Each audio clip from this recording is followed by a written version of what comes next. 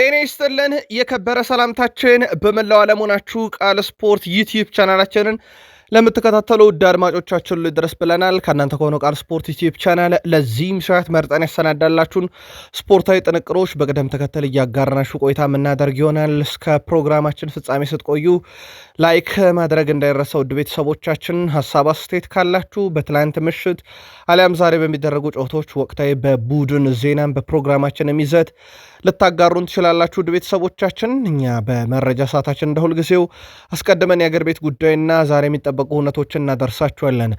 በስፔን የመረጃ ሰዓታችን በአውሮፓ ማለት ነው በርካታ ያሉ ጨዋታዎች ተደረጉ። ሪያል ማድሪድ የነጥብ ልዩነቱን ወደ 6 ዝቅ ያደረገበት ምሽት ነበረ።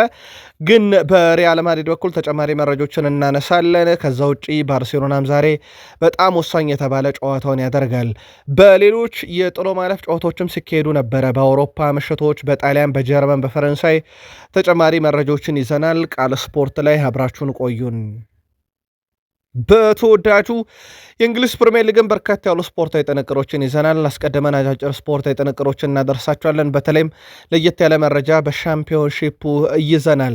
በተወዳጁ የእንግሊዝ ፕሪሚየር ሊግ በታላላቅ ክለቦች የማንቸስተር ሲቲ የዛሬ ፍልሚያ በብዙ መንገድ ይጠበቃል። የመሃል ሜዳው ስፍራ ላይ ትኩረት እናደርጋለን። በርካታ ያሉ አጫጭር ስፖርታዊ ጥንቅሮችን ለእናንተ ውድ አድማጮቻችን በሲቲ በኩል በተለይም ስናደርሳችሁ ምልከታችሁን፣ የጨዋታ ግምታችሁን በዩቲዩብ ገጻችን በሀሳብ መስጫ ሳጥናችን ላይ እያሰፈራችሁልን ቆዩን። ቼልሲ ድል አይደለም ውድ ቤተሰቦቻችን፣ ግብም ጭምር ርቆታል።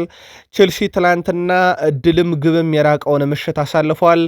ይህ ሲሆን ግን የመጀመሪያ አይደለም። በጣም አስከፊው የቼልሲ ጉዞ ክለቡን ከትልቁ የአውሮፓ ሻምፒዮንስ ሊግ መድረክ ውጭ ሊያደርግ የሚችል ባሸነፈው ብራይተን ደረጃውን ያጣ ፕሮፌሰሩ እየተባሉ የሚጠሩት አሰልጣኙም በጣም መጥፎ የተባሉ ሪከርዶችን በቼልሲ እያስመዘገቡ ደጋፊዎችም እየተቃወሙ ቀጥሏል። እሳቸው ያሳየነው ነገር ተቀባይነት የለውም ሲሉ የቀድሞ ሰዋቸው ሮዛኒየር መዝገበ ቃላት የዋጠ ይመስላል እየተባሉ ነው። ለየት ያለ ጥንቅር ከምሽቱ ጨዋታ በተጨማሪ በዩቲዩብ ገጻችን ለእናንተ ውድ አድማጮቻችን ይዘናል። ቼልሲያን ምልከታችሁን እያጋራችሁን በዩቲዩብ ገጻችን አብራችሁን ቆዩን። ከሊቨርፑል ጋር በተያዘ ሰፋ ያለ የዝውውር መረጃ ይዘናል። ወቅታዊ ዝውውር ጉዳዮች እናካፍላችኋለን። አርኔ ስሎት እናነሳለን። ቀጣይ ተጠባቂ ጨዋታ በሊቨርፑል በኩል ይዘናል።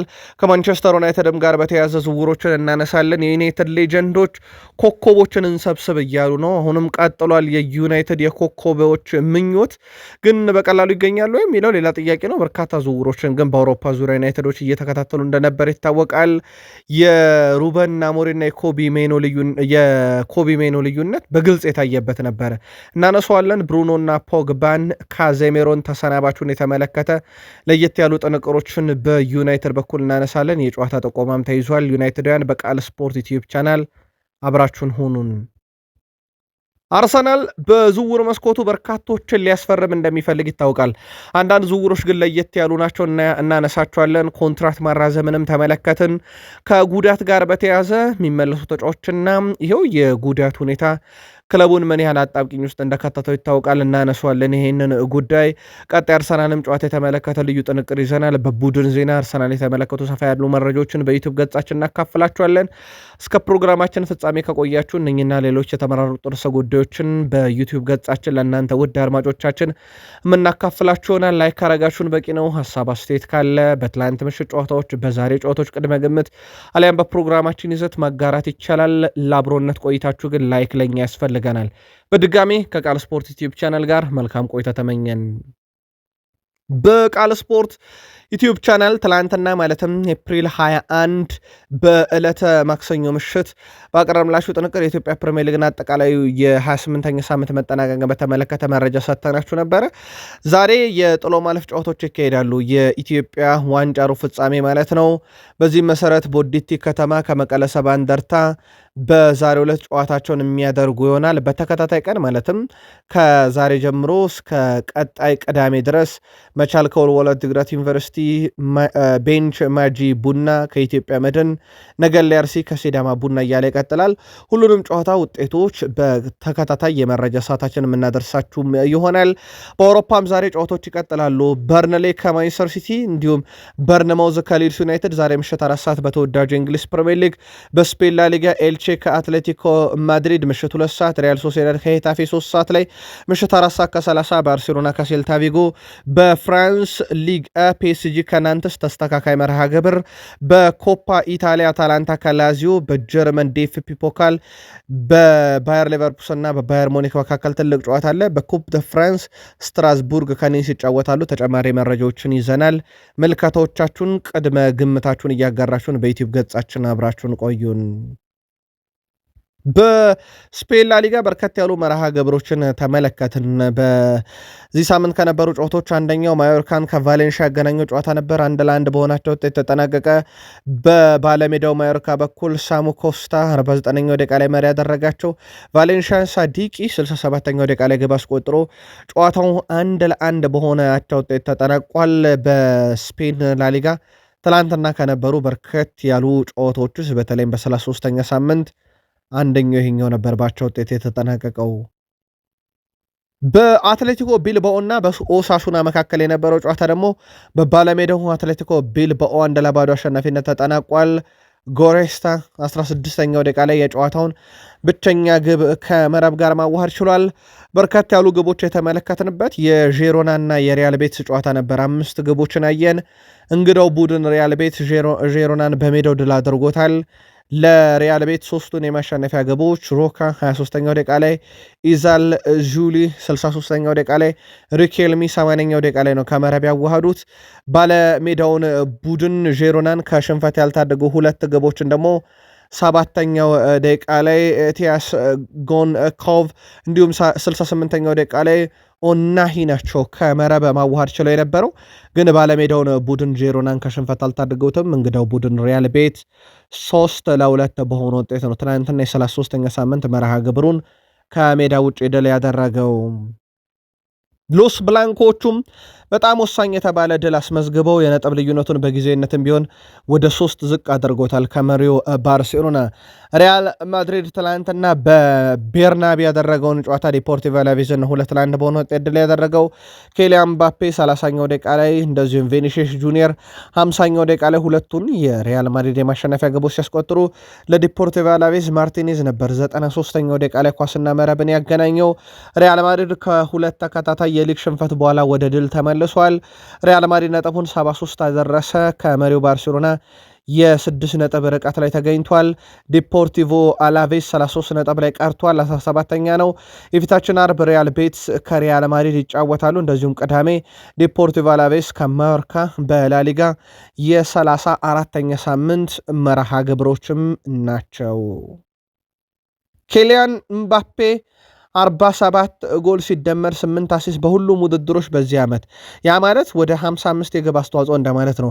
ባደረጋቸው አጠቃላይ ወደ 46 የሚጠጉ መርሃ ግብሮች ላይ ከፍጹም ቅጣት ምት ውጪ በርካታ ግቦችን በአውሮፓ 5 ታላላቅ ሊጎችን በማስቆጠር እሱን የሚስተካከለው የለም። 40 ጎሎችን ያስቆጠረው ከፍጹም ቅጣት ምት ውጪ ነው። ወይም ደግሞ ይሄ ፍጹም ቅጣት ምትን አያካተትም። የጨዋታ እንቅስቃሴ ቅጣት ምቶችን ሊሆን ይችላል የሚያካትተው። ሃሪኬን ፍጹም ቅጣት ምትን ሳይጨምር 39 ግብ፣ ኤርሊንግ ብሮት ሃላንድም 39 ግብ ላይ ደርሰዋል። ኬሊያን ምባፔ ግን ፍጹም ቅጣት ምትን ሳይጨምር 40 ግቦች ላይ ደርሶ በአውሮፓ ቀዳሚ ነው። ኬሊያን ምባፔ ትላንትና ከረጅም ጊዜ በኋላ ነው ግብ ያስቆጠረው። በነገራችን ላይ በላሊጋው ከፌብራሪ በኋላ ያስቆጠረው ግብ ነው። በጉዳት በርካታ ጨዋታዎች ሲያመልጡት የነበረ ተጫዋች እንደነበረ የሚዘነጋ አይደለም። ከዚሁ ጋር በተያያዘ እንግዲህ የአሲስት መጠኑን ትላንትና ማስመለከተን አርዳ ጉለር አሁን 20 ግብ አስተዋጽኦ ላይ እንዲደርስ ያስቻለው ነው። የሪያል ማድሪድ ወደፊት ተስፋ መሆን እንደሚችል እንዲሁ የታየበት ሲሆን ምናልባት አንድ መረጃ ለመጨመር ያክል ሪያል ማድሪድ ቤት ከጆዜ ሞሪኒዮ ጋር ስሙ እየተያዘ እንደሆነ ይታወቃል። ሪያል ማድሪድ በአሰልጣኝነት ይሄን መረጃ እስካጠናቀርንበት ሰዓት ድረስ ጆዜ ሞሪኒዮ እና በፍሎሬንቲኖ ፔሬዝ መካከል ምንም አይነት ውይይት አለመደረጉን አረጋግጠናል። በስፔን ላሊጋ ዛሬ በርከት ያሉ ጨዋታዎች ቀጥለው ይካሄዳሉ። በተለይም 3 ጨዋታዎች ኤልቼ ከአትሌቲኮ ማድሪድ፣ ሪያል ሶሲዳድ ከሄታፌ እና ባርሴሎና ከሴልታ ቪጎ የሚያደርጓቸው ጨዋታዎች ይጠበቃሉ። በተለይ ምሽት 4 ሰዓት ከ30 በካምፕ ኑ ባርሴሎና ከሴልታ ቪጎ የሚያደርጉት ጨዋታ ለሪያል ማድሪድ ደጋፊዎችም ለራሳቸው ለባርሴሎና በተለይም በዋነኝነት ባርሴሎና የሚጫወተው ክለብ ነውና በትልቁ ይጠበቃል። ባርሴሎና 39 ድል 3 አቻ 8 ሽንፈት በዚህ ዓመት፣ ሴልታ 19 ድል 15 አቻ 14 ሽንፈት። ካምፕ ኑ ላይ ጨዋታው ይደረጋል። ማኑሪያ ሞንቴሮ የዛሬውን ጨዋታ ባለቤትነት ይመሩታል። ባርሴሎና በመጨረሻ 5 ጨዋታ 4 ድል 1 ሽንፈት፣ በተቃራኒው ሴልታ ቪጎ 4 ሽንፈት 1 ድል ነው ያለው። ተቃራኒ ነው ውጤታቸው ባለፉት 5 ሳምንታት ያሳለፉት ማለት ነው። ባርሴሎና 75 ጊዜ ረቷል ሴልታ 29 ጊዜ ረቷል ባርሴሎናን 32 ጊዜ አቻውቷል። የመጨረሻ 4 ግንታቸውን ነጥለን ከተመለከትን ባርሴሎና 3ቱን ሲያሸንፍ 1 ጊዜ ብቻ አቻውቷል። እንዳልኳችሁ ዛሬ ምሽት 4 ሰዓት የሚደረገው ጨዋታ ባርሴሎና ድል ካደረገ የነበረው የነጥብ ልዩነት ወደ 9 ያድጋል።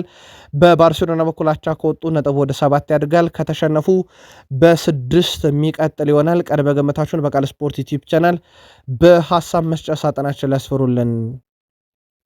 ላሚን ያማል ስፖርት አቅም አለው ብሏል፣ ዓለምን የመቀየር እናም እኔ ይሄንን ማድረግ እፈልጋለሁ፣ ሜዳ ላይም ከሜዳም ውጪ በስፖርት ዓለምን መቀየር እፈልጋለሁ እያለ ይገኛል። ከሽልማቱ በኋላ ነው፣ ከሰሞኑ የላውረንስ ሽልማት በኋላ ነው ይህን ንግግር ያደረገው። በእርግጥ እግር ኳስ በርካቶችን ያዋሃደና በርካታ የተለያየ ሀገር ዜግነት ያላቸውን ተጫዋቾች በአንድ ክለብ ውስጥ አሰባስቦ ማጫወት የሚችል የውድድር አይነት ነው። ስፖርት በሁሉም መንገድ ሰላም ሰባኪ ነው ተብሎ ይነገራልና ላሚን ያማልም ስፖርት ዓለምን ይቀይራል እያለ ይገኛል። የባርሴሎና ኮከብ በሜዳ ላይ ከባርሴሎና ጋር፣ ከሜዳ ውጭ ደግሞ ዓለምን እንቀይርበታለን ያለው ላሚን ያማል እንዴት የሚለው ግን በቀጣይ የሚታይ ይሆናል። ኢንተር ሚላን ከኮሞ ጋር ያደረጉትን የኮፓ ኢታሊያ ግማሽ ፍጻሜ መልስ ጨዋታ 3-2 በማሸነፍ ለፍጻሜ መድረስ ችለዋል።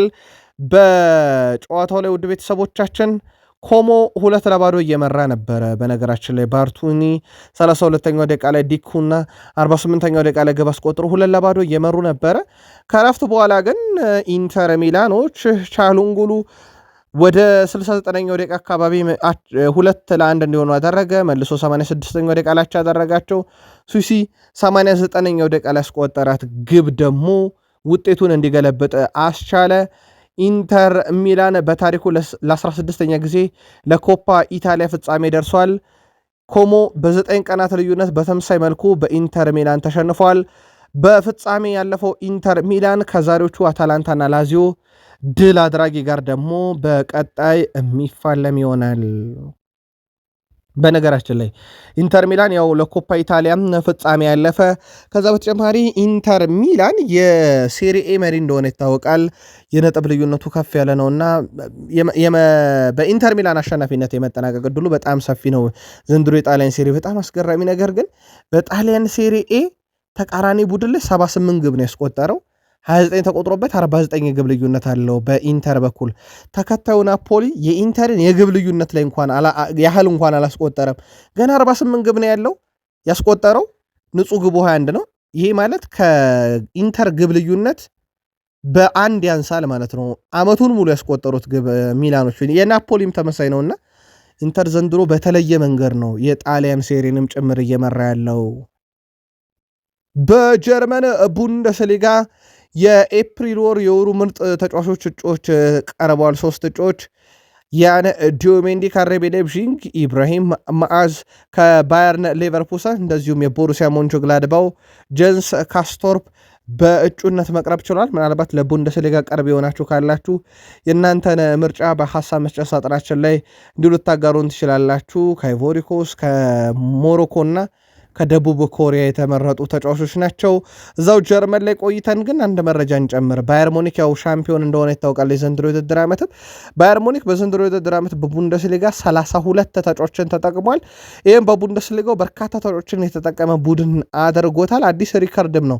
አንድ ቡድን የስኳድ ዴብዙ በጣም ሰፍቶ የሁላ ተጫዋቾችን ሲጠቀም ሜትስ 30፣ ወልቭስበርግ 30፣ ሄደኔም 30 እና ሃምቡርግ 29 የተለያዩ ተጫዋቾችን በቡንደስሊጋው ተጠቅመዋል።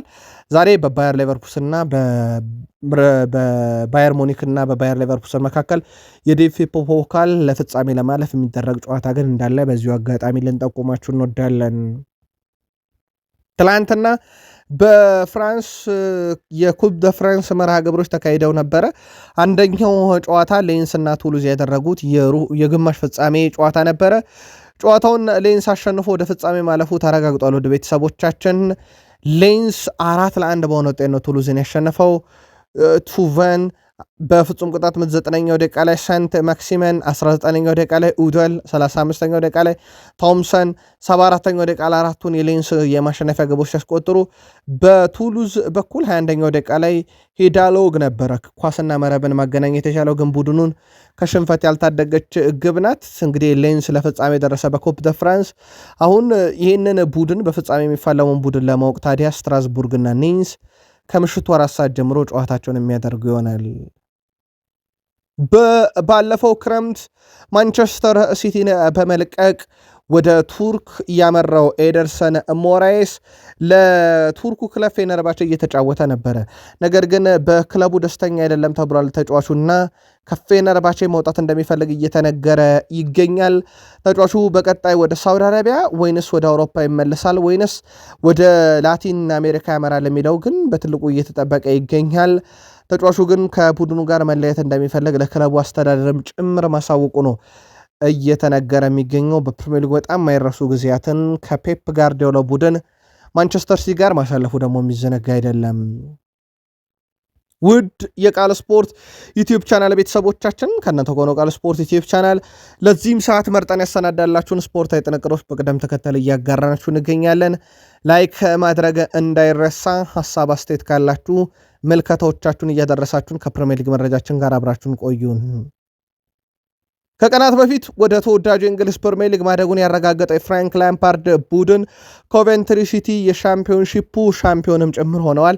አንደኛ መውጣታቸውን አረጋግጧል። ትላንትና ኮቬንትሪ ሲቲ በሜዳውና በደጋፊ ፊት ፖርትስማውዝን 5-1 በሆነ ውጤት ድል ካደረገ በኋላ ነው ኮቨንትሪ ሲቲ አንደኛ ደረጃን ይዞ ፕሪሚየር ሊጉን እንደሚያጠናቅቅ እያረጋገጠው።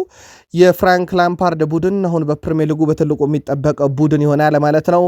በእርግጥ በማህበራዊ ትስስር ገጻቸው ኮቨንትሪ ሲቲዎች ስም ጠቅሰው ማለት ነው እነኚህ በፕሪሚየር ሊግ ትልልቅ የሚባሉ ክለቦችን ጠቅሰው መጣንላችሁም ጭምር እያሉ እንደነበረ የሚዘነጋ አይደለም። ትላንትና በርካታ ግብ የተቆጠረው በነገራችን ላይ እዚሁ ኮቨንትሪ ሲቲ በርንማውዝን 5-1 ያሸነፈበት ጨዋታ ነው። ከዛ ውጭ 4 ግቦችን ያየነበት ሌስተር ካል ሲቲ፣ ሳውዝሃምፕተን ከብሪስቶል 2-2 ያጠናቀቁትም ጨዋታዎች በአብነት ያክል ይጠቀሳሉ። የአንድ ጊዜ የእንግሊዝ ፕሪሚየር ሊግ ሻምፒዮኑ ሌስተር ሲቲ በይፋ አምና ከፕሪሚየር ሊግ ወረደ። ዘንድሮ ከወረደበት ሻምፒዮንሺፕ ወርዷል። ሌስተር ሲቲ ከሃል ሲቲ ጋር ያደረጉትን ጨዋታ 2-2 ማጠናቀቃቸውን ተከትሎ ከ10 ዓመት በፊት የፕሪሚየር ሊግ አሸናፊ የነበረው ሌስተር ሲቲ ቀጣይ ዓመት በሀገሪቱ 3ኛ ሊግ ላይ ይወዳደራል። አምና ውድ ቤተሰቦቻችን የፕሪሚየር ሊግ የአንደኛው ሊግ ተሳታፊ ነበረ። ከዛ በዚህ ዓመት በሁለተኛው ሊግ ወርዶ ተሳተፈ። ቀጣይ 3ኛው እርከን ላይ ይወርዳል። ይሄ በሌስተር ሲቲ እግር ኳስ ታሪክ ውስጥ በጣም ፈጣኑ ውድቀት ነው። በዛ ላይ የፕሪሚየር ሊግ ዋንጫን ባነሳ በ10 ዓመት ውስጥ ከፕሪሚየር ሊግ ከሻምፒዮንሺፕ የሚወረደበት ዓመት ሆኗል። በጣም አስከፊ ጊዜም እያሳለፉ ይገኛሉ ሌስተር ሲቲዎች። የእንግሊዝ ኤፍኤ ለክለቦች አንድ ጥያቄ አቀርቦ ነበረ። እንግሊሽ ፉትቦል ሊግ ማለት ነው። አንድ ጥያቄ አቀርቦ ነበረ። ይህም ጥያቄ የቪዲዮ አሲስታንስ ሪፈሪ ቫርን በተጨማሪ አሰልጣኞች አንድ ካርድ እንዲሰጣቸውና ውሳኔ በተለይ ሜዳ ላይ አልቢትሮ የወሰኗቸው አንዳንድ ውሳኔዎች በቪዲዮ ሪፕሌይ ሲስተም ወይም ኤፍቪኤስ ሲስተም እንዲታይ የማድረግ እቅድ ነበራቸው። ይህንን ደግሞ ለሻምፒዮንሺፕ ክለቦች ድምፅ እንዲሰጡበት ተሰባስበው ነበረ። ትላንትና በተሰበሰበ ድምፅ ክለቦች ይህን እንደማይደግፉ ተናግረዋል። ለጨዋታ ውበት ሲባል ገና ቫር ሜዳ ላይ ይተገበራል። ከዛ በኋላ ደግሞ ኤፍቪኤስ የተባለ ሲስተም ደግሞ ወይም ደግሞ ቪዲዮ ሪፕላይ ሲስተም ደግሞ አሰልጣኞች እንደገና ጨዋታው ተቋርጦ ይታይልን የሚሉት ነገር ለእግር ኳስ ውበት አይሰጥምና አይሁን በሚል ትላንትና ውድቅ ማድረጋቸው እንዲሁ ስካይ ስፖርት በፊት ገጹ ላይ ይዞት ወጥቷል። ዘአትሌቲክም መረጃውን አረጋግጦታል። ሌስተር ሲቲ በእንደዚህ አይነት መልኩ ወደ ቁልቁለቱ ከወረደ ሌላኛው የፕሪሚየር ሊጉ ክለብስ ወልቭስስ የሚል አሁን ይጠበቃል። ወልቭስ እንደሚታወቀው ከፕሪሚየር ሊጉ ወርዷል። ቀጣይ ዓመት ወደ ፕሪሚየር ሊጉ ይመለሳል ወይንስ የሌስተር ሲቲ ዕጣ ፈንታ ነው የሚደርሰው የሚለው ግን ሌላ ፈተና ነው። ግን በዚሁ አጋጣሚ ወደ ቤተሰቦቻችን ከወልቭስ መውረዱን ካረጋገጠ በኋላ እንደ ጆ ጎሜዝ እና አንድሬ ያሉ በሊቨርፑል በማንቸስተር ዩናይትድ ወይም ደግሞ በማንቸስተር ዩናይትድ ጆ ጎሜዝ፣ በሊቨርፑል አንድሬ፣ በአርሰናል ማቲያስ ማኔ፣ በአስቶን ቪላ እንደ ሮድሪጎ ጎሜዝ ያሉ ተጫዋቾች በጥብቅና በስፋት እየተፈለጉ ነው። ያ ማለት ደግሞ ወልቭስን ያለምንም ጥርጥር ያሳሰዋል። ሻምፒዮንሺፑ ላይ ሌላ ፈተና እንዲገጥመው ሊያደርገው ይችላል። ወልቭስ ኮከቦቹን እንዴት ይጠብቃል የሚለው ግን ይጠብቃል። ኮከቦቹ አሁን የፈላጊዎቹ ቁጥር በርከት እያሉበት መጥተዋል። ሮድሪ በጉዳት ምክንያት የዛሬ ጨዋታ እንደሚያልፈው ትናንትና ቃል ስፖርት ዩቲዩብ ቻናላችን መረጃ ድርሰናችሁ ነበረ። ከዚህ ጋር በተያያዘ ግን ተጫዋቹ በጣም ከባድ ጉዳት እንዳልደረሰበትና በቅርቡ ወደ ሜዳ እንደሚመለስ አሰልጣኝ ፔፕ ጋርዲዮላም ተናግረው ነበረ። የእሱ የአልጋ ወራሽ ኒኮ ነው። ኒኮ ዋንጫኛ ነው ማለቱም ይታወቃል። እንደውም የአሸናፊነት ግምቱ መጀመሪያ ላይ ለእኛ አልነበረም፣ ግን አሁን ላይ ሁሉም ሰዎች እኛን እያመኑ ነው ብሎ መጥቷል። ከዚህ ጋር በተያያዘ ግን በዚሁ አጋጣሚ የሮድሪ ብቃትን ማነጻጸሪያ ውስጥ ገብተን ሳይሆን ወደ ቃል ስፖርት ዩቲዩብ ቻናል የሲቲ ደጋፊዎች በሮድሪ ደረጃ ዘንድሮ ጥሩ አይደለም። አምናም ሮድሪ የለም ነበር። ይሄ በጉዳት ምክንያት የመጣ ነው። የፊት ለስም ጥያቄ ነበረ። ፔፕ ጋርዲዮላ ተጫዋቹን በጥንቃቄ ነበር እንደውም ሲጠቀሙ የነበረው አምና። ዘንድሮ ግን የጉዳቱ መጠን ዳግም አገርሽቶበት በወሳኝ ጨዋታ እየተገኘ አይደለም። አሁን ሲቲ ሮድሪን በደንብ ስለመተካት ማሰብ የለበትም ሆይ ኒኮ ጎንዛሌዝስ ትክክለኛው ተተኪ ነው ወይ የሚለውን ግን የማንቸስተር ሲቲ ደጋፊዎች ምልከታዎቻችሁን አጋሩን። ሲቲ በራስ መተማመናችሁ እንዴት ያለ ነው ስንል በርካታ የሲቲ ደጋፊዎችን በዩቲዩብ ገጻችን በሀሳብ መስጫ ሳጥናችን ላይ ከፍ ያለ ነው ዋንጫው እንደምናነሳው አሁን በደንብ ተማምነናል የሚሉ መረጃዎችን አድርሰውናል። የዛሬ ጨዋታ ደግሞ ለዛ ሌላ ምናልባትም ግብአት ሊሆን ይችላል። ሲቲ ወደ ተርፉ ሙድ ነው የሚያምረው። በርካታ ግብ ያስቆጠረበት ሜዳ ነው። ባለፉት 10 ጨዋታ ከ36 በላይ ግብ ያዘነበበት ክለብ ነው በርንሌ ማለት። በርንሌ በአንጻሩ ከሁለት ግብ በላይ ሲቲ ላይ አላስቆጠረም። በርንሌ ውድ ቤተሰቦቻችን በዚህ ዓመት ራሱ 6 ድል ብቻ ያለው ወራጅ ቀጠና ውስጥ የሚማቀቅ የሚዳክር ቡድን ነው። 8 አቻ 23 ጊዜ ደግሞ ተረቷል በተቃራኒ ቡድኖች። በአንጻራዊነት ሲቲ 35 ድል 8 አቻ 9 ሽንፈት የገጠመው ጨዋታው ተርፍ ሙር አልቤትሩ አንዴ ማድሊ በርንሌ በመጨረሻ 5 ጨዋታ 4ቱን ተሸንፎ አንድ ጊዜ አቻ ወጣ። እሱም ከበርንማውዝ 0-0። በማንቸስተር ሲቲ በኩል ከሪያል ማድሪድ 2-1 ሽንፈት ወዲህ 4 ተከታታይ ጨዋታዎችን ድል አድርጓል። አርሰናልን፣ ሊቨርፑልን፣ ቼልሲን መልሶ አርሰናልና ቢግ ሲክስ ክለቦችን የረመረማቸው ያ የሪያል ማድሪዱን ሽንፈት ሂሳብ ያወራረደው እነሱ ላይ ነው ማለት ይቻላል። ሲቲ በሁለቱ ክለቦች የእርስ በርስ ግንኙነት ቃል ስፖርት ዩቲዩብ ቻናላችን ላይ ትገኛላችሁ። ላይክ ማድረግ እንዳይረሳ። ሲቲ 58 ጊዜ ረቷል። በበርሌ በኩል 29 ጊዜ ሲቲን ረቷል። 25 ያቸው ወጥቷል። የመጨረሻ 4 ግንኙነታቸውን ነጥለን ተመለከተን። 4ቱንም ሲቲ 6-0፣ 3-0፣ 3-1፣ 5-1 ላደርጎ በርንሌን ማሸነፍ አስቀድሞም ቀለል ያለው ቡድን ነው። የዛሬውን ጨዋታ ማሸነፍ ግን ለሲቲ ታሪካዊ ድል ነው።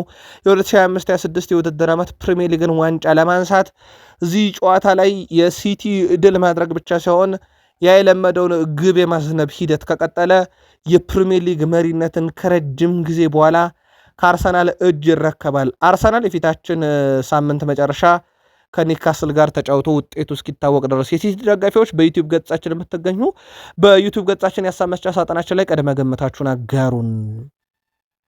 የምዕራብ ለንደኑ ክለብ ቼልሲ ድል ብቻ አይደለም የራቀው ውድ ቤተሰቦቻችን፣ በሽንፈቶቹ መካከል እንኳን ግብ የሚያስቆጥርለት አንድ ተጫዋች አጥቷል። ቼልሲ ትላንትና ሜክስም ላይ እንደዛው ነው የሆነው። 3-0 በሆነ ውጤት ብራይተን ቼልሲን ረታው። ገና በ3ኛው ደቂቃ ላይ ካዱንጉሉ፣ 56ኛው ደቂቃ ላይ ጀንሺል ውድ፣ 91ኛው ደቂቃ ላይ ዳኒ ዌልቤክ ኳስና መረብን አገናኝተው ነው በብራይተን በኩል 3-0 በሆነ ውጤት ቼልሲ እንደያደረጉት።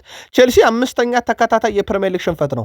እንዲህ አይነት ነገር ገጥሞት አያውቅም። ሰማዮቹ ባለፉት 5 የፕሪሚየር ሊግ ጨዋታ ላይ ግብ የሚባል ነገር ተቃራኒ መረብ ላይ ማስቆጠር አልቻሉም። ቃል ስፖርት ዩቲዩብ ቻናል ላይ ትገኛላችሁ። ቼልሲ በ5 ተከታታይ ጨዋታ ምንም ግብ ሳያስቆጠር ሲሸነፍ ከ114 ዓመት በኋላ ለመጀመሪያ ጊዜ ነው። ብራይተን ነጥቡን ተከትሎ 6ኝነትን ከቼልሲ በሰላም ነው የተረከበው። 50 ነጥብ ላይ ደርሶ ቼልሲ በ48 ነጥብ ወደ 7 ተንሸራቷል።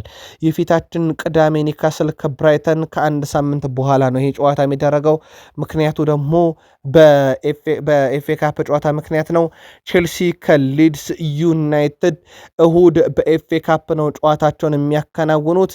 ይህም ውድ ቤተሰቦቻችን ቼልሲ ቀጣይ ዓመቱን ሊያሳምር የሚችልበት ሌላኛው አጋጣሚ ኤፍኤ ካፕን ዋንጫ ማንሳት ይሆናል ማለት ነው። በቃል ስፖርት ዩቲዩብ ቻናል የምትገኙ የቼልሲ ደጋፊዎች ለሰሞንኛ የቼልሲ የውጤት ቀውስ ተጫዋቾቹ ወይንስ ፈላስፋው የሚባሉት ወይም ደግሞ ፕሮፌሰሩ የሚባሉት ሊያም ሮዛኔርን ተጠያቂ ያደረጋችሁ በሀሳብ መስጫ ሳጥናችን ላይ በዩቲዩብ ገጻችን ላይ መልካታችሁን አጋሩን። በብራይተን ኤንድ ሆቭ አልቢዮን በኩል ውድ ቤተሰቦቻችን 13 ነጥቦችን ካለፉት 5 ጨዋታ ሰብስበዋል። እነኚህ 13 ነጥብ የሰበሰቡባቸው 5 ጨዋታዎች ደግሞ የፕሪሚየር ሊግ ኃያላን ጭምር በርከት ይሉበታል። ለአብነት ያክል ሊቨርፑል 2-1 አሸንፈው ከቶትናም ጋር 2-1 ወጥተው ቼልሲን 3-0 ረትተው ይጠቀሳል። በትልቅ ደረጃ ሰንደርላንድን 1-0 በርሊን ተርፍ ሙር ድረስ ሄደው 2-0 ያሸነፉበትም ጨዋታ ይጠቀሳልና 13 ነጥቦችን ሲያሳኩ ማሳካት ከነበረባቸው 15 ነጥብ አንድን የጣሉት ይሄም ከቶትናም ጋራቸው የወጡት ነው። በጣም አስደናቂ ሪካርድ ነው። በዛ ላይ ቡድኑ አሰልጣኝ ፋቢያን ሁዝለር እንግሊዛዊ አሰልጣኝ ተሸንፎ አያውቁም። 8 ድል 2 አቻ ያላቸው ሉዊስ ፌሊፔ ስኮላሪ ነበሩ። ከዚህ በፊት 11 ጨዋታዎችን እንግሊዛዊ በሆኑ አሰልጣኞች ተሸንፈው የሚያውቁት ፋቢያን ሁዝለር 10 ደርሰዋል። አንድ ጨዋታ ካልተሸነፉ ያንን የሉዊስ ፌሊፔ ስኮላሪን ሪካርድ መጋራት የሚችሉ ይሆናል ማለት ነው። በጣም ደግ ጊዜም ፋቢያን ሁዝለርም በብራይተን ቤት እያሳለፉ ነው። እንዳልኳቸው አሁን በ50 ነጥብ 6ኛ መጥተዋል። ከሻምፒዮንስ ሊግ መድረክ በሌሎች ክለቦች ቀሪ ጨዋታ ቢኖርም ያላቸው ርቀት 5 ብቻ እንዳደረሱትም ይታወቃል። ውድ ቤተሰቦቻችን በፈረንጆች አቆጣጠር 2022-23 የውድድር ዓመት ጀምሮ ብራይተን 59 የፕሪሚየር ሊግ ግቦችን ዕድሜያቸው 21 እና ከዛ በታች በሆኑ ተጫዋቾች አግኝቷል። ወይም በወጣት ተጫዋቾቹ 59 ግቦችን ባለፉት 3 ዓመታት ገደማ አግኝቷል። በነገራችን ላይ አርሰናል ነው ቀጥሎ ያለው ቡድን 39 ግቦችን አግኝቷል ከታዳጊዎቹ። ያ ማለት ከብራይተን አርሰናል ራሱ ሁለተኛ ያለው በ20 ገቢ ያንሳልና ብራይተን ወጣቶቹ በደንብ ስራ እየሰሩ ነው። ይሄ ሜዳ ላይ መኖራቸው የቁጥር ጎዶሎ እንዳይሆን ቡድንን ማድረግ ብቻ ሳይሆን ግብ የሚያስቆጥሩ ውጤት የሚቀይሩ ናቸው የብራይተን ወጣት ተጫዋቾች። ከዚያው ለገበያ እንደሚቀርቡ ይታወቃል። በጣም ትርፋማ ከሚያደርጉት ነገሮች አንዱ ቡድኑን እሱ እንደሆነም ይታወቃል። እንደ ሞይሰስ ካይሴዶን ያለ ለአብነት ያክል ብቻ ብናነሳ ለቼልሲ የሸጡበት ገንዘብ የሚረሳ አይደለም። ቼልሲ ውድ ቤተሰቦቻችን በፕሪሚየር ሊጉ እየገጠመ ያለው ፈተና ቀላል የሚባል አይደለም። ግን ፈተናው በሊያም ሮዛኔር ስር ደግሞ ጠንከር ያለ ነው። ይህንን በማስረጃ እንንገራችሁ። በኤንዞ ማሬስካ ስር በ19 ጨዋታ 5 የተሸነፈው በነገራችን ላይ ቡድኑ። ከዛ በኋላ አሁን ግን በ13 ጨዋታ በሊያም ሮዛኔር ስር 6ኛ ሽንፈቱን አስተናግዷልና ቡድኑ ከኤንዞ ማሬስካም በጣም የከፋ ውድ ቤተሰቦቻችን በሚባል ደረጃ ላይ ይገኛል። የቃል ስፖርት ዩቲዩብ ቻናል የቼልሲ ደጋፊዎችም ዘወትር ከሚያነሱት ሀሳብ አንዱ ማሬስካ ለምን ተሰናበተ ነውና አንዳንድ ጊዜ እግር ኳሳዊ ባልሆነ መንገድ አሰልጣኝ ሲሰናበት ወይም ተጫዋች ሲቀነስ ቡድንን ምን ያህል እንደሚጎዳ ማሳያ ነው። እግር ኳሳዊ ጉዳይ ከሆነ ግን ስንብቱ እንደ መፍትሄ ነው ሊቆጠር የሚችለው። ቼልሲ እንዳልኳችሁ 5 ጨዋታን ግብ ሳያስቆጠር ሲሸነፍ ራሱ 114 ዓመት ሪካርዱ ወደኋላ ተመልሰን ስናይ ይሄ በነገራችን ላይ የዓለም ጦርነቱን ላልተካሄደም ቼልሲ እንደዚህ አይነት ነገር ሲገጥሙና ዓለሙላ ጦርነቱ የሚባል ነገር አታውቅም ነበረ። በእንደዚህ አይነት የከረረ ጦርነቱ ሳትገባ በፊት ቼልሲ እንዲህ አይነት ታሪክ ገጥሞት የነበረው። በቼልሲ በኩል ወደ ቤተሰቦቻችን እንደ አጠቃላይ 5 ተከታታይ ጨዋታዎችን መሸነፉ ብቻ አይደለም፣ ከ1993 በኋላ ግብ አላስቆጠረም። በእንደዚህ አይነት መልኩ ሲሆን ቼልሲ ባለፉት 12 ጨዋታ 12ቱም ጨዋታ ላይ ግብ ተቆጥሮበታል። ወደ ቤተሰቦቻችን ይሄ ለመጨረሻ ጊዜ በቼልሲ እግር ኳስ ታሪክ የተመለከትነው 1996-97 ዓመት ላይ ነበረ። ቼልሲ 13 ጨዋታን ያለ ክሊንሺት ተጉዞ ነበረ። አሁን 12 ደርሷል። ይሄው መጥፎ ሪካርድ በሊያም ሮዛኔር ስር ይቀጥላል ተብሎ ቼልሲያን ስጋት እንዲገባቸው የሚያደርግ ሌላኛው መጥፎ ሪካርድ ነው። እሳቸው ግን ይላሉ በእግር ኳስ ታሪኬ በአሰልጣኝነት ዘመኔ በጣም መጥፎን ምሽት አሳልፍ ያለው ያሉት ሊያም ሮዛኔር አንዳንድ ጊዜ የሆነ ያለው ነገር በቡድን ውስጥ ድጋሚ እንዲፈጠር እንኳን የማልፈልጋቸው ናቸው፣ ተቀባይነት ፈጽሞ የለውም እያሉ ይገኛሉ። የቼልሲው አለቃ ሊያም ሮዛኔር ፕሮፌሰሩ እየተባሉ በቀጽል ስማቸው የሚጠሩት ሊያም ሮዛኔር ቃል ስፖርት ዩቲዩብ ቻናል ላይ ናቸው። በድጋሚ አብራችሁን ቆዩም። የእሳቸው ቡድን ከግብ ምን ያህል እንደራቀ ይታወቃል። ትላንትና ደግሞ ጭራሹንም ኢላማውን የጠበቀ ሙከራ በብዙ ርቆት ሌላ መጥፎ ሪካርድ ነበረ። ብራይተን ዘንድሮ በደርሶ መልስ ነው ቼልሲን የረታው። በስታንፎርድ ብሪጅ ድረስ አቀንቶ 3-1 ከረታው በኋላ ትላንትና ሜክሰለ ሲጠራው ግን ሶስቱንም ግብ ደግሞታል። ጭራሽ ቼልሲ ግብ እንዳስቆጠር አድርጎ ነው የረታው ብራይተን ኤንድ ሆቭ አልቢየን። ይሄ ብራይተን በወቅታዊ ብቃት ላይ የት እንዳለ ማሳያ ነው። የቡድኑ ግብ አስቆጣሪ ሂንሽልውድ በፕሪሚየር ሊጉ ሁለተኛው ተጫዋች ሆኗል። 10 ሲደመር ግብ ለብራይተን እድሜው ከ21 ዓመት በታች ሆኖ ማስቆጠር የቻለው። ከዚህ በፊት ኢቫን ፈርጉሰን 13 አስቆጥሮላቸው ነበረ። በቡድን ውስጥ የዚህ ተጫዋች ሚና በራሱ በጣም በትልቁ የሚነገር አይነት ነው። የቼልሲው አሰልጣኝ ሊያም ሮዛኔር ከሽንፈቱ በኋላ በሰጡት ቃል ቡድኑ ያሳየው እንቅስቃሴን ተችተዋል። በምንም መልኩ ተቀባይነት የሌለው ብለውታል። በዩቲዩብ ገጻችን የምትገኙ ወደ የቼልሲ ደጋፊዎች እሳቸው መከላከል ያልቻልንበት ምሽት ሲሉት፣ አክለውም በጨዋታው ዙሪያ ነገሩ በፍጥነት መለወጥ አለበት ያሉ ሲሆን ራሳችንን ማየት አለብን፣ ምን ማድረግ እንዳለብን ማወቅ አለብን በጊዜ እያሉ ነው። በጣም ተጎድቻለሁ። ይህ እኔንም ሆነ ክለቡን ፈጽሞ አይወክልም። ፈጽሞ ዳግመኛ ማየት የማንፈልገውን ነገር አይቻለሁ ያሉት እሳቸው እሁድ በኤፍኤ ካፕ ከሊድስ ጋር ጨዋታ ማድረግ እንደሚያደርጉ ይታወቃል። ያኔ የማስገባው ቡድን ክለቡን በተገቢው መንገድ የሚወክል ነው ሲሉ በርካታ ተጫዋቾችን ሊቀንሱ መሆኑን ፍንጭ ሰጥተዋል። ለመሆኑ እዚህ ቡድን ውስጥ የማይመጥን ተጫዋች ማን ነው? እሳቸው ላይ ብዙዎች ጣት እንደቀሳሰሩት ሁሉ እሳቸው ደግሞ ለዚህ ቡድን መጫወት የማይመጥን ተጫዋች አለና ቀጣይ በሊድስ ጨዋታ ማንን ወደ ሜዳ እንደማስገባ ጠንቅቄ አውቄያለሁ እያሉ ነው። በዩቲዩብ ገጻችን የምትገኙ ቼልሲ ደጋፊዎች ማን ይቀነስ ከዚህ ቡድን? ከተጫዋች ደረጃም ጻፉልን። ሮዛኒየር ሲናገር መዝገበ ቃላት የዋጠ ይመስላል ይላል። የቀድሞ የቡድን አጋሩ ስለ ስራ ማግኘት እግር ኳስን አወሳሰቡብን እያሉ ነው።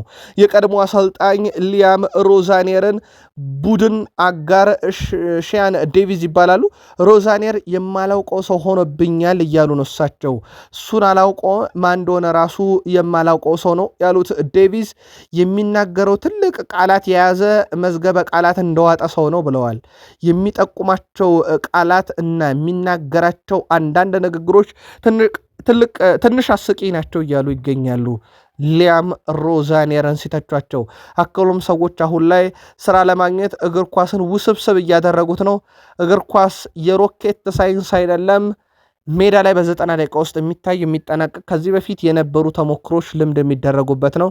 ሊያም ሮዛኔር እያወሳሰቡት ነው ብለው እሳቸው በቃላት አወሳስበውታል ቢሉም የቼልሲ ደጋፊዎች ግን ልክ ኖት፣ ግን ደግሞ የእኛን የእግር ኳስ ህይወትን ያወሳሰቡት ማለታቸው የሚቀር አይመስልም። በብራይተን ኤንድ ሆቭ አልቢየን በኩል ዳኒ ዌልቤክ ትላንትና 13ኛ ግቡን አስቆጠረ። ግሌን ሙሪ 13 ግቦችን 2018-19 የውድድር ዓመት ካስቆጠረ በኋላ ለብራይተን ኤንድ ሆቭ አልቢየን በርካታ ግብ ያስቆጠረ ተጫዋች አሁን ዳኒ ዌልቤክ ሆኗል። ዳኒ ዌልቤክ የግሌን ሙሪን ሪካርድ ተጋርቷል። ታዲያ አሁን በቀጣይ አንድ ግብ የሚያስቆጥር ከሆነ ሌላ ሪካርድ ይጋራ ለማለት ነው፣ በተቀሩት ጨዋታዎች ላይ ማለት ነው። ለብራይተን ኤንድ ሆቭ አልቢየን በጣም ምርጥ ጊዜንም እያሳለፈ ይገኛል ተጫዋቹ። ይህ አጥቂው ዳኒ ዌልቤክ ነው። በግብ ጠባቂ ደረጃ ብናይ 20 ክሊንሺት ላይ ደርሷል። ባርት ቨርግቤን ለብራይተን በዚህ ዓመት ሳይሆን እንዳጠቃላይ ነው። ከዚህ በፊት ሮበርት ሳንቼዝ 27፣ ማቲው ራያን የተባሉ ግብ ጠባቂዎች 27 ክሊንሺት በብራይተን እግር ኳስ ታሪክ ውስጥ ነበራቸው። ባርት ቨርግቤን 20 የደረሰ ሶስተኛው የብራይተን ኤንድ ሆቭ አልቢየን ግብ ጠባቂ ሆኗል። የቼልሲው ግብ ጠባቂን ግን ትላንትና ያደረገው ነገር መነጋገሪያ ሆኗል። አንድ ኳስን ተሳስቶ ከዛ በኋላ የተሳሳተውን ኳስ ብራይተኖች ሊያስቆጥሩ ሲሉ እሱ ኳሱ እንዳይቆጠር ለማዳን የተወረወረበት የሜዳ ክፍልና ጎሉ መካከል ያለው ርቀት በጣም አነጋጋሪና ለብዙ ትችት የዳረገው ነበር ሮበርት ሳንቼዝን። ሮበርት ሳንቼዝ 3 ስህተቶችን ባለፉት ጥቂት ጨዋታዎች ሰርቶ ቼልሲ ላይ አደገኛ ሙከራ እንዲሞከረበትም አድርጓል። ባለፉት 4 ጨዋታ ብቻ 3 በጣም አደገኛ ስህተቶችን ነው ሮበርት ሳንቼዝ የሰራው። አመቱን ሙሉ ጥሩ ነበረ። ባለፉት 1-2 ወር ገደማ ግን ቼልሲም እንደ ቡድን ተቀዛቅዟል። ያምናቆም ሮበርት ሳንቼዝ ያ ወደ ቀደመ የስህተት ማንነቱ የተመለሰበትን ምሽት ነበረ። ታህሳስ ወር ላይ ውድ ቤተሰቦቻችን ቼልሲ የአውሮፓ ሻምፒዮንስ ሊግን መድረክ 99% ይቀላቀላል ተብሎ ነበር። አሁን 20% ደርሷል። እሱም በጣም ከበድ ያለ አጣብቂኝ ውስጥ ገብቷል። ወደ 7 እንደተንሸራተተ ይታወቃል። በዚሁ አጋጣሚ ግን አንድ የማይካድ ሀቅ አለ። ቼልሲ ቤት የቃል ስፖርት ዩቲዩብ ቻናል ቤተሰቦቻችን ትላንትና ኮል ፓልመርን በጉዳት ምክንያት አቶት ነበር፣ ሜዳ አላስገባውም። እሱ ብቻ አይደለም፣ የፊት መስመር ፊት አውራሪው ዦዋ ፔድሮ፣ ኤስታቪዮ፣ ሪስ ጄምስ ባያን ጌተንስ፣ ሌቪ ኮልዌል እና ፌሊፔ ጀርገንሰን የመሳሰሉ ተጫዋቾች ጉዳት ላይ ናቸው። ይሄ ምንም ጥያቄ የለውም። ቡድኑን አጉድሎታል፣ ቡድኑን ጎርቶታል። በምሽቱም ጨዋታ ላይ ቼልሲ ላጣቸው ነጥቦች ጨምሮ በሰሞኑም እንደ ምክንያት ሊጠቀስ ይችላል የጉዳት ሁኔታ። ይሄ ግን በሊያም ሮዛኔር በኩል ቢያንስ ባለፉት 5 ጨዋታ አንድ ግብ እንኳን የሚያስቆጥር ቡድን መገንባት እንዴት ተሳናቸው? አንድ ጨዋታ እንኳን ካለፉት 5 ጨዋታ ድል የሚያደርግ ቡድን ግን መገንባት እንዴት ተሳናቸው? ያሉት ውስጥ ተጫዋቾች ከተጋጣሚያቸው አንጻር እንኳን ምናልባት ሲቲና ዩናይትድን አያሸንፉበት እንጂ ሌላውን ክለብ ለማሸነፍ በቂ አይደለም የሚለው ግን እሳቸው ለሌላ ጥያቄ የሚያስነሳ ጉዳይ ነው። በዩቲዩብ ገጻችን የምትገኙ የቼልሲ ደጋፊዎች መፍትሄው ሜዳ ላይ ከሚሰለፉት ተጫዋቾች ወይንስ አሰልጣኙን ከማሰናበት ወይንስ ሌላ መፍትሄ አለ? በዩቲዩብ ገጻችን በሀሳብ መስጫ ሳጥናችን ላይ ጻፉልን። ሊቨርፑል በቀጣይ ክረምት ሊያመጣቸው ካሰባቸው ተጫዋቾች ውስጥ ትላንት ምሽት በቃል ስፖርት ዩቲዩብ ቻናል የጄሬድ ቦውን ጉዳይን በተመለከተ ተጨማሪ መረጃ ነግረናችሁ ነበረ። ሌሎችም ግን የሚያቸው ተጫዋቾች አሉ። ለአብነት ያክል በሊቨርፑል በኩል የሚትላንድን አጥቂ ፍራንኮሉ ጁን እየተመለከቱት ይገኛሉ። ተጫዋቹ ወደ 21.7 ሚሊዮን ፓውንድ አካባቢ የዝውውር ሂሳብ ተለጥፎበታል እየተባለ ይገኛል። 21 ዓመቱ ነው። 22 ጎሎችን በ33 ጨዋታ በሁሉም መድረክ ዘንድሮ ለሚትላንድ ማስቆጠር ችሏል። እናም ይሄን ተጫዋች ነው እየተመለከቱት የሚገኙት። በተለይ በኤሮፕ ሊግ ላይ በደንብ የተመለከትነው ተጫዋች ነው። በርካታ ገቦችን እያስቆጠረ ነው። እንዳልኳችሁ በ33 ጨዋታ 22 ገቦች አሉትና ሊቨርፑል ተጫዋቹን በጥብቅ እየተከታተለው ይገኛል። ከአሰልጣኝ አርኔ ስሎት ጋር በተያያዘ እሳቸው ራሱ ትላንትና ሌላ ፈንጠዚያ የነበረ ምሽት ነው ሊያሳልፉ የሚችሉት፣ ምንም ጥያቄ የለውም። ቼልሲ ተሸንፎላቸዋል። ያ ማለት በ5ኛ ደረጃ ለማጠናቀቅ በሚያደርጉት ጥረት ላይ ይሄ ዝቅተኛውን ደረጃ እንጂ ከዛ በላይ ሊቨርፑል ሊያጠናቅቅ የሚችልበት ሰፊ እድል አለ። 3ኛ መሆኑ ሊያጠናቅቅ የሚችልበት ግን ዝቅተኛውን 5ኛ ደረጃ እንኳን ይዞ ቢያጠናቅቅ የአውሮፓ ሻምፒዮንስ ሊግ ትኬትን መቁረጥ የሚችልበትን ደረጃ ያመቻች ዘንድ ቼልሲ ተሸንፏልና ትላንትና ጥሩ ነበር ለሊቨርፑል። ውድ የቃል ስፖርት ዩቲዩብ ቻናል የሊቨርፑል ደጋፊዎች ሩድ ጉሊየት የቀድሞ ተጫዋች አርኔ ስሎት በአንፊልድ ይቆያል ሲል ተደምጧል። በተለይም በቀጣይ ውድድር ዓመት ያለምንም ጥርጥር አርኔ ስሎትን በሊቨርፑል እናያቸዋለን እያለ ነው። በርካታ ሊቨርፑልያን ግን እኚህ ሰው መፍትሄ ስለመሆናቸው እርግጠኛ አይደለንም፣ በራሳቸው ለተበላሸው ነገር እያሉ ይገኛሉ። በዩቲዩብ ገጻችንም በስፋት የደረሰን የሊቨርፑልያን ምልከታ እንዲያለ ነበረ። በመጪው ቅዳሜ ከክሪስታል ፓላስ ጋር ጨዋታ ይደረጋል። ሊቨርፑል ከፓላስ በዚህ ዓመት 3 ተገናኝቷል። 3ቱንም ድል ያደረገው ክሪስታል ፓላስ ነው።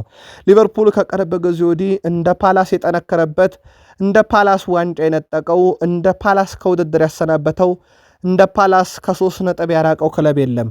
በጣም በብዙ የፈተነው ነው ማለት ነው። በሁሉም አጋጣሚ ባገኘው ሁሉ አሁን በመጨረሻም ለመጨረሻ ጊዜ በዚህ ውድድር ዓመት ፓላስ ከሊቨርፑል ይጫወታሉ። ምናልባት በ3 አጋጣሚዎች የደረሰበትን ሽንፈት ሊቨርፑል በትክክል ሂሳብ ሊያወራረድ የሚችልበት ያውም ደግሞ ማወራረዱ የግድ የሚያስፈልግበት ሰዓት ነው። የአውሮፓ ሻምፒዮንስ ሊግ ትኬት ለመቁረጥ ጨዋታውን ዋና ዳኛ አንዲ ማድሪ፣ የመስመር ዳኞች ሲሜን ቤንት፣ ክሪስ ታይለር፣ አራተኛ ዳኛ ፖል ቴርኒ፣ ቫር ዳኛ ኒል ዴቪዝ፣ ረዳት ቫር ዳኛ ሲያን ማርሳ ኤሊስ ይመሩታል። ውድ የቃል ስፖርት ዩቲዩብ ቻናል ቤተሰቦቻችን በዚህ ጨዋታ ዙሪያ ግን ተከታታይ መረጃ ለሊቨርፑል ደጋፊዎች በዚሁ ዩቲዩብ ገጻችን የምናደርሳችሁ ይሆናል።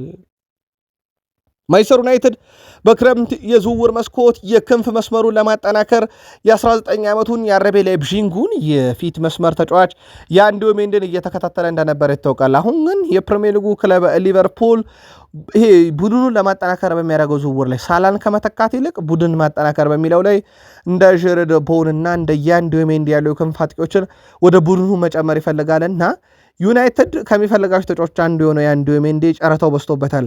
አይቬሮን የአንዲዮ ሜንዲ በዚህ ውድድር ዘመን 12 ጎሎችን በማስቆጠርና 6 ለጎል የሚሆኑ ኳሶችን አመሻሽቶ በመቀበል ድንቅ ጊዜን እያሳለፈ ነው። በቡንደስሊጋ በተለይም በጀርመን ቡንደስሊጋ በአንድ ጨዋታ በአማካይ ወደ 4.3 የተሳኩ ድሪብሎችን ማድረጉ ደግሞ ጥቅጥቅ ብለው የሚከላከሉ ፈጣን ትራንዚሽን ላለበትና ከኳስ ጀርባ ስፔሶችን የሚዘጉ ክለቦች በበዙበት ፕሪሚየር ሊግ ላይ ያውም ፊዚካል ፊትነስን በጣም በሚያስፈልግበት ሰዓት ላይ እንዲህ አይነት በጣም ፊዚካሊቲውም በጣም አሪፍ የሆነ ፊዚካሊም በጣም ጥሩ ተክለሰውነት ያለው በጣም ምርጡ ድሪብለርም በአውሮፓ ውስጥ ያንዱ ሜንዲ በዩናይትድ ተፈልጓል። በእርግጥ ዩናይትድ ይሄን ተጫዋች ጨረታ ሲበዛባቸው አሁን አንቶኒ ጎርደን፣ ከሪም አዴሚ እና የክለቡ የአካዳሚ ተስፋ ወጣት ሻን ሊሴንም እየተመለከተ ነው። ማንቸስተር ዩናይትድ ዩቲዩብ ገጻችን ላይ ናችሁ፣ ላይክ ማድረግ እንዳይረሳ። ቃል ስፖርት ዩቲዩብ ቻናል ትላንትና ለእናንተ ውድ አድማጮቻችን ካደረስናችሁ ጥንቅሮች ውስጥ ማለትም ኤፕሪል 21 በዕለተ ማክሰኞ ምሽት በዩቲዩብ ገጻችን ካደረስናችሁ መረጃዎች አንዱ የቀድሞ ዩናይትድ ሌጀንድ ሪያን ጊግስ ከቼልሲ አንድ ተጫዋች እናስኮብለል የሚለው ነበረ። ፖል ስኮልስ ግን ካስኮበለልንማ የአርሰናሉን ዴክላን ራይስን ነው ብለዋል። ዴክላን ራይስን ማስፈረም ለማንቸስተር ዩናይትድ በጣም ከባዱ ነገር እንደሆነ አውቃለሁኝ፣ ነገር ግን አንዳንድ ጊዜ ምን እንደሚፈጠር እኮ አናቅም። እናም ዴክላን ራይስ በማንቸስተር ዩናይትድ ቤት ሊሳካለት ይችላልና መሞከሩ አይከፋም እያለ ይገኛል። ከዚህ ጋር በተያዘ ሪዮ ፈርዲናንድ ያለውን ሰምቻለሁ ስለ ተጫዋቹ። በተለይም ማንቸስተር ዩናይትዶች ይሄ ታርጌት ሊያደርጓቸው ከሚገቡ ተጫዋቾች ጋር ሪዮ ፈርዲናንድ ያነሳውን ሀሳብ ተመልክቻለሁ። ነገር ግን ተጫዋቾች መምጣት ያለባቸው ለማንቸስተር ዩናይትድ በሚመጠን መልኩ እንጂ ለአሰልጣኝ የጨዋታ ፍልስፍና እየተባለ የሚመጣ ተጫዋች መቅረት አለበት ብሏል ፖል ስኮልስ። አሁን የአርሰናሉ ዴክላን ራይስ ለማንቸስተር ዩናይትድ ይሆናል ማለት ለማንቸስተር ዩናይትድ እንደ ቡድን እንጂ ለማይከል ካሪክ ይሆናል ማለት አይደለም እያለ ይገኛል ፖል ስኮልስ። ቃል ስፖርት ዩቲዩብ ቻናል ላይ ናችሁ። ፖል ስኮልስ የማይከል ካሪክን የማንቸስተር ዩናይትድ ቋሚ አሰልጣኝነት ከማይደግፉትም አንዱ መሆኑ በዚሁ አጋጣሚ ይታወቃል። ነገር ግን ፖል ስኮልስ እውነቱን መናገር አለብን፣ ማንቸስተር ዩናይትድ ይህን ተጫዋች ማሰብና ማለም አለበት። ላይቻል ይችላል ግን መሞከር አይከፋም እያለ ይገኛል። ዩናይትድ ራይስን ቢሞክር የተሻለ ነው ታስባላችሁ? በዩቲዩብ ገጻችን በሀሳብ መስጫ ሳጥናችን ላይ የምትገኙ መልከታዎቻችሁን አጋሩን። ከማንቸስተር ዩናይትድ ዝውውር ጋር በተያዘ ግን ምናልባት ቃል ስፖርት ዩቲዩብ ቻናላችንን ትላንት ካልተከታተላችሁ የቀድሞ የማንቸስተር ዩናይትድ ተጫዋች ሪያን ጊግስ ፓልመርን ከብሩኖ እናጣምረው ማለት ይታወቃል።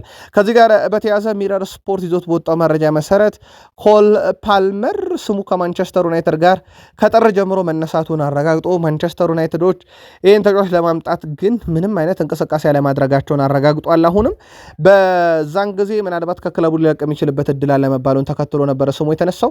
አሁንም በዛው አይነት መንገድ ነው የቀጠለው። በዩቲዩብ ገጻችን ላይ የምትገኙ የቃል ስፖርት ዩቲዩብ ቻናል ቤተሰቦቻችን ሪያን ጊግስ ግን ማንቸስተር ዩናይትድ ብዙዎችን ሞክሯል።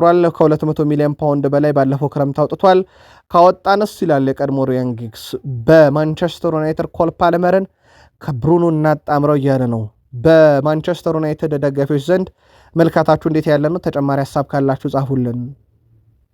ሌላው ማንቸስተር ዩናይትድ እንደ ኬን ያልዲዝ ያለ ተጫዋችንም ይፈልጋሉ። ነገር ግን ዩቬንቱስ አሁንም ቢሆን ተጫዋቹን ለመሸጥ 100 ሚሊዮን ዩሮ በላይ ይፈልጋል። ክለቡ ከማይነኩ ተጫዋቾቹ አንዱ አድርጎም እንደሚቆጥረው ይታወቃል ኬንን ያልዲዝን። ግን ዩናይትድ ብቸኛ ክለብ አይደለም። ግን ዩናይትድ እዚህ ዝውውር ውስጥም እጁን ማስገባቱን ነው በርከት ያሉ የጣሊያን መገናኛ ብዙሃን በተለይም እንደ ጋዜጣ ዴሎ ስፖርት ያሉ የመረጃ ምንጮች ዋቢ እያደረጉ የሚገኙት። በማንቸስተር ዩናይትድ ሌላ ልናነሳ የወደድነው የኮቢ ሜኖና የሩበን አሞሪም ጉዳይ ነው። ሩበን አሞሪም ኮቢ ሜኖንን አንድም ጨዋታ በፕሪሚየር ሊግ ቋሚ ያደርገው አላስጀመሩትም። ይሄ ምንም ጥያቄ የለውም። ኮቢ ሜኖን አንድም ጨዋታ አለማስጀመራቸው ብቻ አይደለም፣ ደቂቃ ማባከኛ ቅያሬ ሁላ አድርገውት ነበር። አንድ ሰሞን ልክ ዩናይትድ እየመራ ጨዋታው ሊጠናቀቅ መጨረሻዎቹ ሽርፍራፊ ሰከንድ ሲቀር ሰዓት መግደያ ኮቢ ሜኖን ቀየሩ ያስገቡት ነበር። አሁንም ምስጋና ለማይክል ካሪክ ይግባና ኮቢ ሜኖ እየተጫወተ ነው ለዩናይትዳውያን። ዩናይትዳውያንም የኮቢ ሜኖ መጫወት ይናፍቁትም ይጠብቁትም ነበር። አሁን ያ ክለቡን በውሰትም ቢሆን ልቀቁኝ ሲል የነበረው ኮቢ ሜኖ የዩናይትድ ምርጡ ተጫዋች፣ የዓለም ዋንጫም ተጠባቂ የእንግሊዝ ብሔራዊ ቡድን ጥሪ ደርሱታል ከተባሉ ተጫዋቾች ውስጥ መገኘት የቻለ ሆኗል። ብራዚላዊ አማካኝ ካዜሜሮ ማንቸስተር ዩናይትድ ካለ ምርጥ 3 ክለቦች ብንጠራ አንዱ ብሎታል። ለማንቸስተር ዩናይትድ መጫወት የተለየ ነገር ነው ያለው ካርሎስ ካዜሜሮ፣ ምክንያቱም ዩናይትድ የእንግሊዝ ምርጡ ክለብ ነው ብሏል። አክሎም ማንቸስተር ዩናይትድ ከዓለም ምርጥ 3 ቡድኖችም አንዱ ነው ብሏል። ይህ ተጫዋች ማንቸስተር ዩናይትድን በዓመቱ መጨረሻ እንደሚለቅ ይታወቃል። በርካቶች ከሰሞኑ እንደ ኦሪዮል ቹዋሜኒ ያለ ተጫዋች ስሙ ከዩናይትድ ጋር ሲያያዝ ዩናይትድ ልምድ አለው፣ ቫራንን አምጥቷል፣ ካዜሜሮን አምጥቷል። እነ ቫራንና ካዜሜሮ ደግሞ ለኦሪዮል ቹዋሜኒ ምን ሊነግሩት ይችላሉ? በተለይም የሀገሩ ልጅ ቫራን የሚለው በትልቁ ይጠበቃል። ቃል ስፖርት ዩቲዩብ ቻናልም በብቸኝነት ያንን መረጃ ካጋራናችሁ በኋላ ተጨማሪ መረጃዎችን በማጣራትም ላይ እንገኛለን። ብሩኖ ፈርናንዴዝ በዩናይትድ ያደረገውን ነገር ትላንት ምሽት ከነገርናችሁ በኋላ የቀድሞ የማንቸስተር ዩናይትድ ተጫዋች ፓሌስትሪን ብሩኖ ፈርናንዴዝ ማድሪድ ቢሆን፣ ብሩኖ ፈርናንዴዝ ባየር ሙኒክ ቢሆን፣ ብሩኖ ፈርናንዴዝ ማንቸስተር ሲቲ ቢሆን ኖሮ ስለ ባሎንዶር እያወራንለት ነበረ ማለቱን በቃል ስፖርት ዩቲዩብ ቻናል ማለትም ኤፕሪል 21 ትላንትና ማክሰኞ ምሽት በሰራነው ዘገባ ነግረናችሁ ነበረ። ፖል ላቤለ ፖግባም አትጠራጠሩ፣ ብሩኖ ፈርናንዴዝ ሌሎች ዋንጫ የሚያነሱ ቡድኖች ውስጥ ቢሆን ኖሮ ስለ ባሎንዶር ስለ እሱ ብዙ እናወራ ነበር ሲል ተደምጧል። ለማንኛውም ማንቸስተር ዩናይትድ የፊታችን ሳምንት መጨረሻ ከብሬንትፎርድ ጋር ጨዋታ ያደርጋል። በብሬንትፎርድ እና በማንቸስተር ዩናይትድ መካከል የሚደረገውን ጨዋታ ክሪስ ካቫኒ ይመሩታል። ዩናይትድ ያ ጨዋታ ላይ 3 ነጥቦችን የሚያገኝ ከሆነ ቀጣይ የውድድር ዓመት የአውሮፓ ሻምፒዮንስ ሊግ ትኬትን መቁረጡን 100% የሚያረጋግጥ ይሆናል። በዩቲዩብ ገጻችን ላይ ናችሁ። ተከታታይ መረጃ በጨዋታው ዙሪያ ይኖረናል። ሚኬል አርቴታ ከቅርብ ጊዜ ወዲህ ፊታቸውን ቼልሲ ላይ ያነጣጥረው የቼልሲን ተጫዋቾች ማሰባሰብ ተያያዙት እንጂ አስቀድመው ከሲቲ ነበር ተጫዋች የሚያሰባስቡት። እሳቸው ለምን ከቼልሲ ተጫዋች ያሰባስባሉ የሚለው ግን ሁሌም ክረምት በመጣ ቁጥር ለአርሰናል ደጋፊዎች ጥያቄ እንደነበረ ይታወቃል። እሳቸው ከዛ በፊት ከማንቸስተር ሲቲ እንደ ኦሌክሳንደር ዚንቼንኮ እንደ ጋብርኤል ጀሱስ ያሉ ተጫዋቾችን ሲያመጡ በሲቲ ቤት የሚያውቋቸው ስለነበሩ እንደነበረ ይታወቃል። ሁለቱም ተጫዋቾች ግን አልሰራም። ሂሳባዊ ስሌታቸውን ብናይ ወይም ደግሞ እግር ኳሳዊ ስሌታቸውን ብናይ በጉዳት በጣም በወሳኝ ጨዋታ የማይገኘው ጋብርኤል ጀሱስ በዛ ላይ ቦታውን በብዙ መንገድ ትቶ የሚሄደው ኦሌክሳንደር ዚንቼንኮ ነበር። አሁን ግን በጣም በሳሉ ልምድ ያለውን ቤርናንዶ ሲልቫን እየተመለከቱት ይገኛሉ። ውድ የቃል ስፖርት ዩቲዩብ ቻናል ቤተሰቦቻችን ቤርናንዶ ሲልቫ በዓመቱ መጨረሻ ሲቲን እንደሚለቅ ይታወቃል። ክለቡን አልወሰነም፣ አርሰናል ፍላጎት አለው እያለ ነው። ይሄን መረጃ ይዞት የወጣው ኤኤስፔን የብራዚሉ የዜና ምንጭ ነው። አርሰናል በክንፍ አጥቂዎቹም እርግጠኛ አይደለም፣ በትሮሳርድም በማርቲኔሊም ይልቁንስ በጣም በወጥነት ብቃት ያለው በዛ ቦታ ላይ ተመሰከረለት እንደ አትሌቲኮ ቢልባኦ የክንፍ አጥቂ ኒኮ ዊሊያምስ ያለ ተጫዋች አሁንም በዝርዝር ውስጥ አለ። በእርግጥ ኒኮ እንደ አምነው አይደለም በቢልባኦ በእርግጥ ጉዳት እያጋጠመው ብዙ ጨዋታዎችም እያለፉት እንደሆነ ይታወቃል። ግን በአርሰናል ዝርዝር ውስጥ አሁንም አለ። የአርሰናል የመጀመሪያ ምርጫ ግን በዚህ ዓመት ነው የምላችሁ፣ አምና ነበረ ኒኮ ዊሊያምስ። በዚህ ዓመት ግን የአርሰናል ተቀዳሚ ምርጫ በክንፍ አጥቂነት የፓሪስ ሰን ዠርሜኑ ክቫራትስኬሊያን፣ ምክንያቱም ባርኮላ በዛው ሜዳ ክፍል ላይ ይጫወታልና ከሁለት አንዱን የሚል ነበረ። በዩቲዩብ ገጻችንም በተደጋጋሚ በቃል ስፖርት ዩቲዩብ ቻናል ያንን ዝውውር አንስተነው ነበረ። ፓሪስ ሰን ዠርሜን ግን በአንድ የሜዳ ክፍል ላይ ቢጫወቱም ባርኮላ የሚሆን ክቫራትስኬሊያን አሸጡ መባሉን ተከትሎ ነው እንደ ኒኮ ዊሊያምስ ያለ ስም ዳግም አርሰናል ቤት የገነነው። የ16 ዓመቱ ተከላካይ ማርሊ ሳልሞን ከአርሰናል ጋር የቆይታ ጊዜ ባይገለጽም የመጀመሪያ ፕሮፌሽናል ኮንትራቱን ትላንትና ተፈራርሟል። አንደኛው ጥሩ የሚባለው ዜና ነው። ሌላኛው ጥሩ የሚባለው ዜና ሪካርዶ ካላፊዮሪ በቀጣይ ወደ ቡድን ልምምር ተመልሶ ቅዳሜ የሚደረገው የኒካስል ጨዋታ ላይ የቡድኑ አካል የመሆን እድል አለው እየተባለ ይገኛል። የቡካዮ ሳካን የመጨረሻ መረጃ ያልወጣበት እሱም ሊገኝ የሚችልበት ሰፊ እድል አለ ከሚለው ውጭ አዲስ ነገር የለውም። ስለዚህ የሚኬል አርቴታን ጋዜጣዊ መግለጫ መጠበቅ ይኖርብናል። ያወሳቸው በግልጽ ባይናገሩትም ሳካ ሲኖር 73 በመቶ የሚያሸንፈው፣ ሳካ ከሌላ 45 በመቶ ብቻ ጨዋታ የሚያሸንፈው አርሰናል የአንደኝነት ማጣት ስጋትም ጭምር እንደገባ ይታወቃል። ያው አንደኛው የጉዳት ሁኔታ ቡድኑን በጣም እያሳሰውም ይገኛል።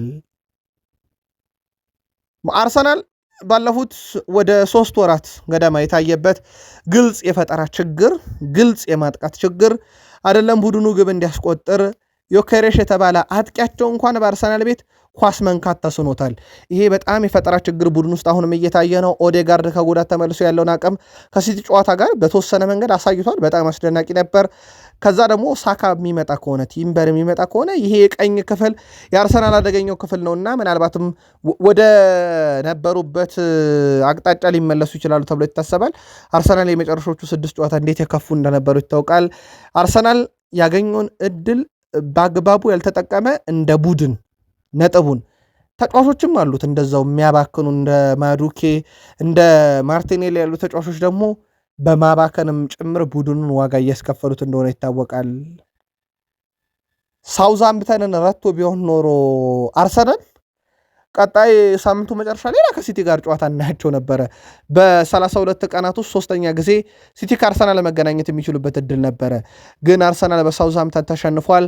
ስለዚህ ሲቲ ዛሬ ተስተካካይ መርሃ ግብሩን ያደርግና የፊታችን ሳምንት መጨረሻ ደግሞ በዌምብሌ ከሳውዝሃምተን ጋር ይጫወታል ማለት ነው። አርሰናል በአንጻራዊነት ያለት ቅዳሜ ማለት ነው ከኒካሰል ጋር ነው የፕሪሚየር ሊግ መርሃ ግብሩን የሚያደርገው። ያንን ጨዋታ ሳም ባሮት በመሃል ሜዳ ዳኝነት እንዲመሩት መሾማቸውን ቃል ስፖርት ዩቲዩብ ቻናል አረጋግጠናል። ያ ጨዋታ ግን ውድ ቤተሰቦቻችን በብዙ መንገድ እንዲጠበቅ የሚያደርገው ዛሬ የሚመዘገብ ውጤት ነው። ዛሬ ተርፍ ሙር ላይ ሲቲ ካሸነፈ ብቻ አይደለም፣ በበርካታ የግብ ልዩነት ካሸነፈ አንደኝነት ተወደደም ተጠላም በሲቲ እጅ እስከፊታችን ቅዳሜ ትወድቃለች። ሲቲ ደግሞ ከዛ በኋላ የፓላስ አንድ ጨዋታ በተስተካካይ መርሃ ግብር እንደሚጠብቀው የሚዘነጋ አይደለም። ዛሬ በሀገር ቤት የጥሎ ማለፍ ጨዋታዎችን ነው የምንመለከተው። ውድ ቤተሰቦቻችን አንድ ጨዋታ ብቻ ይደረጋል በኢትዮጵያ የጥሎ ማለፍ ጨዋታ ወይም የኢትዮጵያ ዋንጫ ሩብ ፍጻሜ ጨዋታ ቦዲቴ ከተማ ከመቀለ ሰባ እንደርታ ነው ዛሬ ጨዋታቸውን የሚያከናውኑት። በአውሮፓም ዛሬ የምንጠብቃቸው ጨዋታዎች አሉ። በተወዳጁ የእንግሊዝ ፕሪሚየር ሊግ በርንሌ ከማንቸስተር ሲቲ፣ በርንማውዝ ከሊድስ ምሽት 4 ሰዓት፣ በላሊጋ ኤልቼ ከአትሌቲኮ ማድሪድ፣ ሪያል ሶሲዳድ ከሄታፌ እና ምሽት 4 ሰዓት ከ30 በካምፕኑ ባርሴሎና ከሴልታ ቪጎ፣ በፍራንስ ሊጋ ፒኤስጂ ከናንተስ ተስተካካይ መርሃ ግብር፣ በኮፓ ኢታሊያ አታላንታ ከላዚዮ ለፍጻሜ ለማለፍ፣ በዴፍ ፖካል ባየር ሌቨርኩሰን ከባየር ሙኒክ ለፍጻሜ ለማለፍ፣ በኮፕ ደ ፍራንስ ስትራስቡርግ ከኒንስ ለፍጻሜ ለማለፍ ዛሬ የሚደረጉ መርሃ ግብሮች ናቸው። ለምትደግፏቸው ክለቦች መልካም እድል። በግብ የሚንበሽበሹ የምትወዷቸው ክለቦችም የምትወዱት ቦታ ይድረሱላችሁ ብለን ዕለተ ረቡዕ ማለዳ ለእናንተ ውድ አድማጮቻችን ያሰናዳነው ስፖርታዊ ጥንቅር ፍጻሜው እዚህ ጋር ሆኗል። ላይክ ካረጋችሁን በቂ ነው። አመስጋነን። መልካም ቀን